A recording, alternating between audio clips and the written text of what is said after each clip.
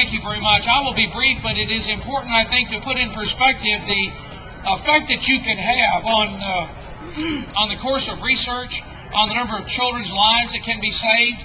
In years to come, decades to come, over the next 100 years, we will look back on this era, on this time in Houston, Texas, as I think the starting point of what will, I am confident, become one of the most powerful, effective movements in the nation to identify and cure congenital heart defects in children earlier and earlier and earlier, from the time they are, before they're born even.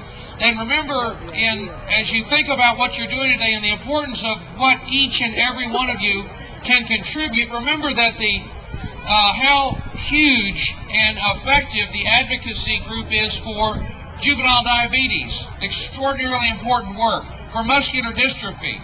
All of those organizations started somewhere in the country, and remember all the advantages we have as Houstonians to be able to launch a nationwide movement to educate the American public on how to identify congenital heart defects earlier and earlier, to be able to repair the damage, to help find innovative new ways of curing it. We are in Houston privileged to be home to the greatest medical institutions in the world, the largest Texas Children's Hospital in the world, the greatest collection of intellectual firepower, certainly the greatest collection of parents committed to help their kids survive and be cured of congenital heart defects. And it all really beginning here with you. I'm so privileged to be a part of this, and I would encourage each and every one of you, I'm confident you've already done this, that's why you're here. Get registered to vote. Work together as a unit. Be focused and unified. Demand absolute accountability from your elected officials. Trust but verify. If they tell you they're going to help fund Texas Children's, if they tell you they're going to help put money into congenital heart defect research, thank them, but verify what they're doing and make sure that they follow through on it. And remember also, I would tell you, think about the Jewish community in Houston. They probably represent maybe 1 to 2% of the population of Houston, but if you think about the effectiveness of the advocacy work done by the Jewish community in Houston, all of us in Texas love Israel. I'm absolutely devoted to the state of Israel. As a Texan, you can't help but love a group of people who created a nation in deep and hostile territory, surrounded by people who wanted to wipe them out, and they all are devoted to freedom, and they're all armed to the teeth to protect themselves. As Texans, you can't help but love people like that. God bless Israel. And it is when you go to, by the way, if you go to Israel, be sure to visit Masada. It's the Israeli Alamo. And of course, when Israelis come to Texas and they see the Alamo, they think they're seeing the Israeli Masada. So I've always felt a deep personal kinship with Israel. But I mention the Jewish community to you here today because you are launching what I am confident will be remembered as one of the most powerful, effective advocacy organizations in the nation. And remember that even though the Jewish community is very small, the reason they're so effective and powerful is because they are, each and every one of them, registered to vote. They are, each and every one of them, totally committed to the causes they work on, and in particular the survival of the state of Israel. And they all know in their hearts, as certainly we do, that God will always bless America as long as America is the sword and shield of Israel. But the Jewish community moves in absolute unison behind whatever they're working on, especially for Israel. Do the same thing. It makes a huge difference and can make a dramatic impact on the future course of research and work on congenital heart defects.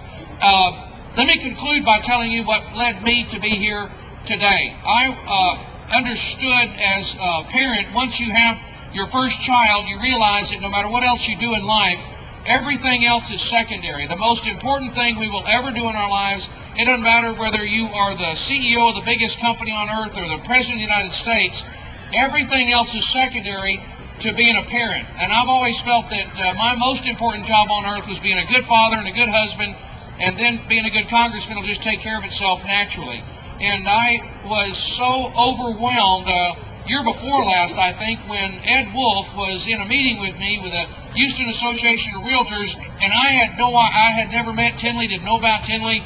Ed introduced me to Tinley, explained what she had gone through, And the effect was overwhelming. The fact that the work that I had done on the Appropriations Committee, saying no to almost all spending to avoid running up the debt and deficit, but saving it up. The few things I asked for, medical, scientific research, and in particular the Texas Children's Hospital. Those terrible earmarks you hear about, I mean, if they're done intelligently from a perspective of saying no to almost everything to save money, and then save it up for very few things. You know, the first earmark, the first thing I ever asked for on the Appropriations Committee was to set aside money to expand the pediatric surgical unit at Texas Children's Hospital for children with congenital heart defects, because I understood as a parent how important that was. And then I went on several years later, and then Ed introduced me to Tinley, and I have to tell you, it still profoundly affects me today to think about that little angel that I helped save her life. Is extraordinary. I just want you to know how totally committed I am to you and the work that you're doing. I will be there for you 110% to make sure that every elected official keeps their word and they pour the money into the research work that's necessary to save these babies so it doesn't have to happen anymore in the future. Thank you very much.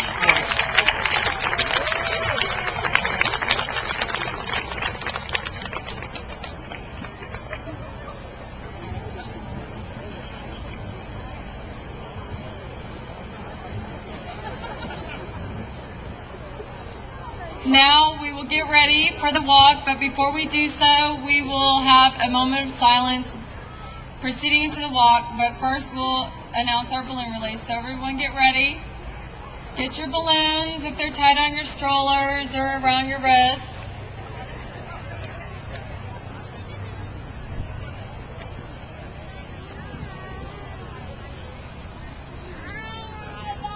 After the moment of silence, the music will start in 1 minute, and you will head that way through that gate. There's a fountain, and just head down Ellen Parkway. And we do have people down at Taft to tell you to turn around so you don't accidentally keep on walking.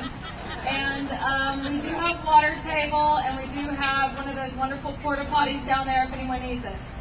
So let's go ahead and get ready to release our balloons. And remember those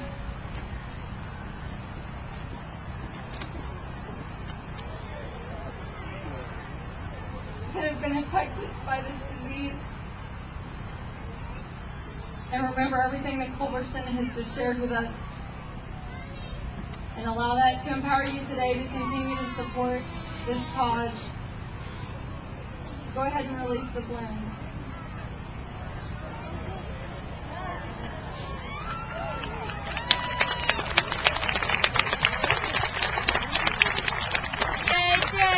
For the moment of silence,